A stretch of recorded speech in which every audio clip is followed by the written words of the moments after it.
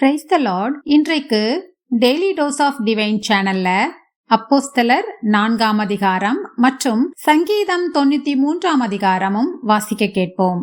கர்த்தாவே, உம்முடைய வேதத்தில் உள்ள அதிசயங்களை பார்க்கும்படிக்கு எங்கள் இருதயத்தின் கண்களை திறந்தருளும் சுவாமி. ஆமேன். அப்போஸ்தலர் 4ஆம் அதிகாரம். அவர்கள் ஜனங்களுடனே பேசிக் கொண்டிருக்கையில் ஆசாரியர்களும் தேவாலயத்து சேனை தலைவனும் சதுசேயரும் அவர்களிடத்தில் வந்து அவர்கள் ஜனங்களுக்கு உபதேசிக்கிறதினாலும் இயேசுவை முன்னிட்டு மரித்தோரிலிருந்து உயிர்த்தெழுதலை பிரசங்கிக்கிறதினாலும் சினம் கொண்டு அவர்களை பிடித்து சாயங்காலமாய் இருந்தபடியினால் மறுநாள் வரைக்கும் காவலில் வைத்தார்கள். வசனத்தை கேட்டவர்களில் அநேகர் விசுவாசித்தார்கள். அவர்கள் தொகை ஏறக்குறைய 5000 இருந்தது. மறுநாளிலே ஜனங்களுடைய அதிகாரிகளும் மூப்பரும் வேதபாரகரும் பிரதான ஆசாரியனாகிய அன்னாவும் காய்பாவும் யோவானும் அலெக்சந்தரும் பிரதான ஆசாரியருடைய குடும்பத்தார் யாவரும் எருசலேமிலே கூட்டம் கூடி அவர்களை நடுவே நிறுத்தி, நீங்கள் எந்த வல்லமையினாலே எந்த நாமத்தினாலே இதை செய்தீர்கள் என்று கேட்டார்கள். அப்பொழுது பேதுரு பரிசுத்த ஆவியினாலே நிறைந்து அவர்களை நோக்கி, ஜனத்தின் அதிகாரிகளே, இஸ்ரவேலின் மூப்பர்களே, பிணியாளியாயிருந்த இந்த மனுஷனுக்கு செய்யப்பட்ட உபகாரத்தை குறித்து எதினாலே இவன் ஆரோக்கியமானான் என்று நீங்கள் இன்று எங்களிடத்தில் விசாரித்து கேட்டால், உங்களால் சிலுவையில் அறையப்பட்டவரும் தேவனால் மரித்தோரிலிருந்து எழுப்பப்பட்டவருமாயிருக்கிற நசரேயனாகிய இயேசு கிறிஸ்துவின் நாமத்தினாலேயே இவன் உங்களுக்கு முன்பாக சொஸ்தமாய் நிற்கிறான் என்று உங்கள் எல்லாருக்கும், இஸ்ரவேல் ஜனங்கள் எல்லாருக்கும் தெரிந்திருக்க கடவது. வீடு கட்டுகிறவர்களாகிய உங்களால் அற்பமாய் எண்ணப்பட்ட அவரே மூலைக்கு தலைக்கல்லானார். அவராலேயன்றி வேறொருவராலும் ரட்சிப்பு இல்லை. நாம் ரட்சிக்கப்படும்படிக்கு வானத்தின் கீழெங்கும் மனுஷர்களுக்குள்ளே அவருடைய நாமமே அல்லாமல் வேறொரு நாமம் கட்டளையிடப்படவும் இல்லை என்றான். பேதுருவும் யோவானும் பேசுகிற தைரியத்தை அவர்கள் கண்டு அவர்கள் படிப்பறியாதவர்கள் என்றும் பேதைமையுள்ளவர்கள் என்றும் அறிந்தபடியினால் ஆச்சரியப்பட்டு அவர்கள் இயேசுவுடனே கூட இருந்தவர்கள் என்றும் அறிந்து கொண்டார்கள். சொஸ்தமாக்கப்பட்ட மனுஷன் அவர்கள் அருகே நிற்கிறதை கண்டபடியால் எதிர்பேச அவர்களுக்கு இடமில்லாதிருந்தது. அப்பொழுது அவர்களை ஆலோசனை சங்கத்தை விட்டு வெளியே போகும்படி கட்டளையிட்டு தங்களுக்குள்ளே யோசனை பண்ணிக்கொண்டு, இந்த மனுஷரை நாம் என்ன செய்யலாம்? எருசலேமில் வாசம் பண்ணுகிற எல்லாருக்கும் தெரிந்திருக்கிறபடி வெளியரங்கமான அற்புதம் இவர்களால் செய்யப்பட்டதே, அதை நாம் இல்லை என்று சொல்லக்கூடாது. ஆகிலும் இது அதிகமாய் ஜனத்துக்குள்ளே பரம்பாதபடிக்கு இது முதல் ஒருவரோடும் இந்த நாமத்தை குறித்து பேசக்கூடாதென்று அவர்களை உறுதியாய் பயமுறுத்த வேண்டும் என்று சொல்லிக்கொண்டு அவர்களை அழைத்து இயேசுவின் நாமத்தை குறித்து எவ்வளவும் பேசவும் போதிக்கவும் கூடாதென்று அவர்களுக்கு கட்டளையிட்டார்கள். பேதுருவும் யோவானும் அவர்களுக்கு பிரதித்திரமாக, தேவனுக்கு செவி கொடுக்கிறதை பார்க்கிலும் உங்களுக்கு செவி கொடுக்கிறது தேவனுக்கு முன்பாக நியாயமாயிருக்குமோ என்று நீங்களே நிதானித்து பாருங்கள்.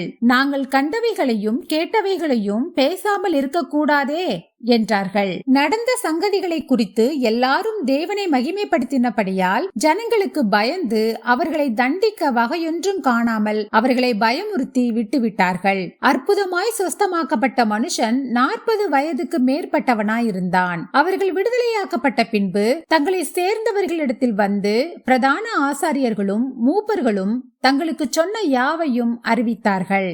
அவர்கள் அதை கேட்டு ஒருமனப்பட்டு தேவனை நோக்கி சத்தமிட்டு, கர்த்தாவே, நீர் வானத்தையும் பூமியையும் சமுத்திரத்தையும் அவைகளில் உள்ள யாவற்றையும் உண்டாக்கின தேவனாயிருக்கிறீர். புறஜாதிகள் கொந்தளித்து ஜனங்கள் விருதா காரியங்களை சிந்திப்பானேன் என்றும், கர்த்தருக்கு விரோதமாகவும் அவருடைய கிறிஸ்துவுக்கு விரோதமாகவும் பூமியின் ராஜாக்கள் எழும்பி நின்று அதிகாரிகள் ஏகமாய் கூட்டம் கூடினார்கள் என்றும் தேவரீர் உம்முடைய தாசனாகிய தாவீதின் வாக்கினால் உரைத்தீரே. அந்தபடி உம்முடைய கரமும் உம்முடைய ஆலோசனையும் முன் குறித்தவை யாவையும் செய்யும்படி ஏரோதும் பொந்தியு பிலாத்துவும் புறஜாதிகளோடும் இஸ்ரவேல் ஜனங்களோடும் கூட நீர் அபிஷேகம் பண்ணின உம்முடைய பரிசுத்த பிள்ளையாகிய இயேசுவுக்கு விரோதமாய் மெய்யாகவே கூட்டம் கூடினார்கள். இப்பொழுதும் கர்த்தாவே, அவர்கள் பயமுறுத்தல்களை தேவரீர் கவனித்து உம்முடைய பரிசுத்த பிள்ளையாகிய இயேசுவின் நாமத்தினாலே அடையாளங்களும் அற்புதங்களும் நடக்கும்படி செய்து பிணியாளிகளை குணமாக்கும்படி உம்முடைய கரத்தை நீட்டி உம்முடைய ஊழியக்காரர் உம்முடைய வசனத்தை முழு தைரியத்தோடும் சொல்லும்படி அவர்களுக்கு அனுக்கிரகம் செய்தருளும் என்றார்கள். அவர்கள் ஜெபம் பண்ணின போது அவர்கள் கூடியிருந்த இடம் அசைந்தது. அவர்கள் எல்லாரும் பரிசுத்த ஆவியினால் நிரப்பப்பட்டு தேவ வசனத்தை தைரியமாய் சொன்னார்கள். விசுவாசிகளாகிய திரளான கூட்டத்தார் ஒரே இருதயமும் ஒரே மனமும் உள்ளவர்களாயிருந்தார்கள். ஒருவனாகிலும் தனக்குள்ளவைகளில் ஒன்றையும் தன்னுடையதென்று சொல்லவில்லை. சகலமும் அவர்களுக்கு பொதுவாயிருந்தது. கர்த்தராகிய இயேசுவின் உயிர்த்தெழுதலை குறித்து அப்போஸ்தலர்கள் மிகுந்த பலமாய் சாட்சி கொடுத்தார்கள். அவர்கள் எல்லார் மேலும் பூரண கிருபை உண்டாயிருந்தது. நிலங்களையும் வீடுகளையும் உடையவர்கள் அவைகளை விற்று விற்கப்பட்டவைகளின் கிரயத்தை கொண்டு வந்து அப்போஸ்தலருடைய பாதத்திலே வைத்தார்கள். அவனவனுக்கு தேவையானதற்கு தக்கதாய் பகிர்ந்து கொடுக்கப்பட்டது. அவர்களில் ஒருவனுக்கும் ஒன்றும் குறைவாயிருந்ததில்லை. சீப்புரு தீவானும் லேவியனும் அப்போஸ்தலராலே ஆறுதலின் மகன் என்று அர்த்தம் கொள்ளும் பர்னபா என்னும் மறுபேர் பெற்றவனுமாகிய யோசே என்பவன் தனக்கு உண்டாயிருந்த நிலத்தை விற்று அதன் கிரயத்தை கொண்டு வந்து அப்போஸ்தலருடைய பாதத்திலே வைத்தான்.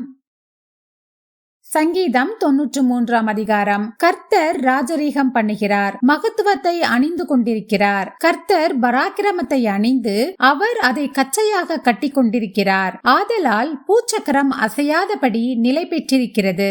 உமது சிங்காசனம் பூர்வ முதல் உறுதியானது. நீர் அனாதியாயிருக்கிறீர். கர்த்தாவே, நதிகள் எழும்பின, நதிகள் இரைச்சலிட்டு எழும்பின, நதிகள் அலை திரண்டு எழும்பின.